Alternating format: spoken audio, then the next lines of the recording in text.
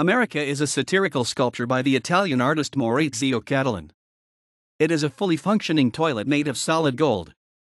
Cattelan created the toilet in 2016 for the Solomon R. Guggenheim Museum in New York. It was made to look like the museum's other toilets, and was installed in one of the museum's bathrooms for visitors to use. According to the museum, over 100,000 people waited in line to use America, which was guarded by a security guard posted outside the bathroom.